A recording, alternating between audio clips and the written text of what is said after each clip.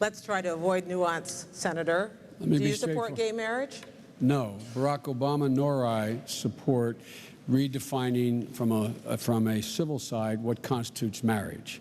We do not support that. That is basically a decision to be able to be left to the faith and people who practice their faith determination what you call it. The bottom line, though, is, and I'm glad to hear the governor, I take her at her word, obviously, that she thinks there should be no civil rights distinction, none whatsoever, between a committed gay couple and a committed heterosexual couple. If that's the case, we really don't have a difference. Is that what you said? Your question to him was whether he supported gay marriage, and my answer is the same as his, and it is that I do not. Wonderful. You agree. On that note, let's move to foreign policy. Okay.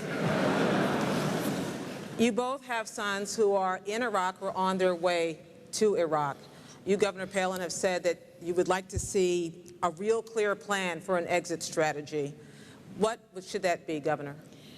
I am very thankful that we do have a good plan, and the surge in the counterinsurgency strategy in Iraq that has proven to work, I am thankful that that is part of the plan implemented under a great American hero, General Petraeus, and pushed hard by another great American, Senator John McCain. I know that the other ticket opposed this surge, in fact, even opposed funding for our troops in Iraq and Afghanistan.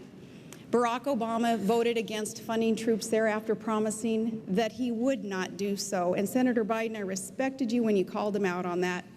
You said that his vote was political, and you said it would cost lives. And Barack Obama at first said he would not do that. He turned around under political pressure and he voted against funding the troops.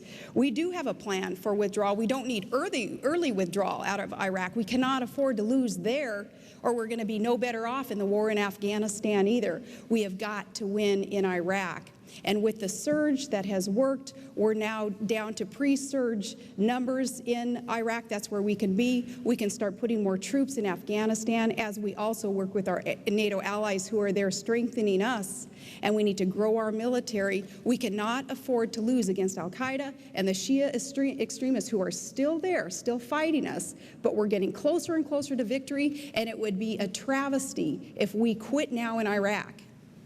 Senator. Gwen, with all due respect, I didn't hear a plan.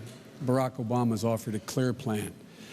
Shift responsibility to the Iraqis over the next 16 months, draw down our combat troops. Ironically, the same plan that Maliki, the Prime Minister of Iraq, and George Bush are now negotiating. The only odd man out here, only one left out, is John McCain, number one. Number two, with regard to Barack Obama not, quote, funding the troops, John McCain voted the exact same way. John McCain voted against funding the troops because the amendment he voted against, had a timeline in it to draw down American troops. And John said, I'm not going to fund the troops if, in fact, there was a timeline. Barack Obama and I agree fully and completely on one thing. You've got to have a timeline to draw down the troops and shift responsibility to the Iraqis. We're spending $10 billion a month, while the Iraqis have an $80 billion surplus. Barack says it's time for them to spend their own money, have the 400,000 military we've trained for them begin to take their own responsibility, and gradually over 6 months, 16 months withdraw. John McCain, this is a fundamental difference between us. We will end this war. For John McCain, there is no end in sight to end this war. Fundamental difference. We will end this war. Governor. Your plan is a white flag of surrender in Iraq, and that is not what our troops need to hear today, that's for sure, and it's not what our nation needs to be able to count on. You guys oppose the surge. The surge works. Barack Obama still can't admit the surge works. We'll know when we're finished in Iraq, when the Iraqi government can govern its people, and when the Iraqi security forces can secure its people. And our commanders on the ground will tell us when those conditions have been met. And Maliki and Talibani also, in working with us, are knowing, again, that we're getting closer and closer to that point, that victory that's within sight. Now, you said regarding Senator McCain's military policies there, Senator Biden, that you supported a lot of these things. In fact, you said that you wanted to run, you'd be honored to run with him on the ticket. And that's an indication, I think, of some of the support that you had, at least until you became the VP pick here. You also said that Barack Obama was not ready to be commander-in-chief, and I know, again, that you opposed the move that he made to try to cut off funding for the troops, and I respect you for that. I don't know how you can defend that position now, but I know that you know, especially with your son in the National Guard, and I have great respect for your family also and the honor that you show our military. Barack Obama, though, another story there. Anyone, I think, who can cut off funding for the troops after promising not to, that's another story. Senator Biden. John McCain voted to cut off funding for the troops. Let me say that again. John McCain voted against an amendment containing $1.6 billion that I had gotten to get MRAPs, those things that are protecting this, the governor's son and, pray God, my son, and a lot of other sons and daughters. He voted against it. He voted against it, the funding, because he said the amendment had a timeline in it to end this war, and he didn't like that. But let's get straight who has been right and wrong. John McCain and Dick Cheney said, when I was saying we would not be greeted as liberators, we would not, this war would take a decade, not a day, not a week, not 6 months. We would not be out of there quickly. John McCain was saying the Sunnis and Shias got along with each other without reading the history of the last 700 years. John McCain said there'd be enough oil to pay for this. John McCain has been dead wrong. I love him. As my mother would say, God love him, but he's been dead wrong on the fundamental issues relating to the conduct of the war. Barack Obama has been right. They're the facts.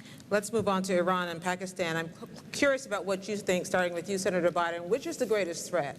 A nuclear Iran or an unstable Pakistan? Explain why. Well, they're both extremely dangerous.